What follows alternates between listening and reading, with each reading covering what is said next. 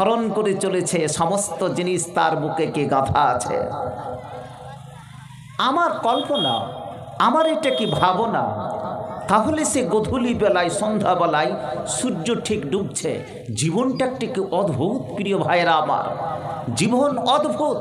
যেই অদ্ভুত, যখন স্কুলে পড়তাম, ভালুকা স্কুলের ছাত্র, তখন হয়তো একটা আইসক্রিম কেনার পকেটে পয়সা ছিল না, বা হয়তো আটানা দিয়ে একটা পয়সা চকলেট কিনবো সেটাও কিন্তু ছিল না, বা খেলেও পারে কি পরিপূর্ণ, কিন্তু হৃদয় কি পরিপূর্ণ হতো না।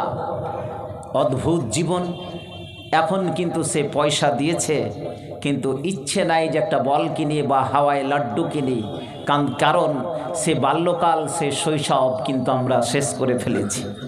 মানুষ আজকে যে কোনো অফিসে বসের সঙ্গে যুদ্ধ, জ্যাম ট্রাফিকের সঙ্গে যুদ্ধ, রাজনীতির সঙ্গে যুদ্ধ, বিভিন্ন জায়গায় যুদ্ধ করে এসে যখন রাত্রিবেলায় ঘুমাতে যায়, তখন কিন্তু রাত্রি 2টো, 2:30, 3টা পর্যন্ত ছটপট করে, কিন্তু কোনো ঘুম আসে না। কি ভাবে আর একটা বছর এই সমস্ত ঝামেলাগুলো থেকে যদি পরিপূর্ণ আমরা যদি পরিপূর্ণতার সঙ্গে এই ঝামেলাগুলো থেকে মুক্তি পাই, নিশ্চয় 1 বছর পরে পুরোই কি ঘুমাবো। আবার কিছু কিছু লোক এমনও, সেই রাত্রি 12টা 1টার সময় রাত্রে শুয়ে শুয়ে চিন্তা করে, কিন্তু ঘুম আসে না। পকেটে যদি পয়সা আসে, তাহলে জীবনের যত দুঃখ, যন্ত্রণা, বেদনা সমস্ত 1 বছর পরে শেষ করে দিয়ে আবার নতুনভাবে ঘুমাবো। প্রিয় ভাইরা আমার, কিন্তু ওই যে 1 বছর চলে গেল, বছর চলে গেল, কিন্তু কোনো দুঃখ, বেদনা, যন্ত্রণা শেষ হলো না, পকেটের পয়সা আসলো না।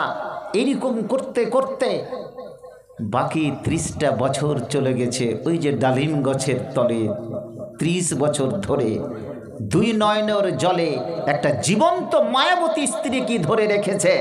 ওরে, তোকে এনেছিল ঘরে, পুতুলের সোনার মতন মুখ, আর পুতুলের বিয়ে ভেঙে গেলে কেঁদে ভাসাইব। আজকে সমস্ত যন্ত্রণা, বেদনা, কত যুবক যুবতী আজকে 30 বছর ধরে দুঃখ, বেদনা, যন্ত্রণা নিয়ে ওই কবরের মতো সেখানে করে তারা কবরস্থ করে রেখেছে বুকের ভিতরে। এমন একটা সময় আসলো, সেই গধূলি বেলায়, সন্ধ্যাবেলায়, পড়ন্ত সূর্য, ডুবন্ত সূর্য, সেই সময়তে বিষণ্ণ অবস্থায় এসে উপস্থিত হলো, কিংবা রাত্রি 2টোর সময় এসে উপস্থিত হলো মালাকুল মউত, যাকে আমরা আজরাইল বলে জানি। তুমি 30 বছর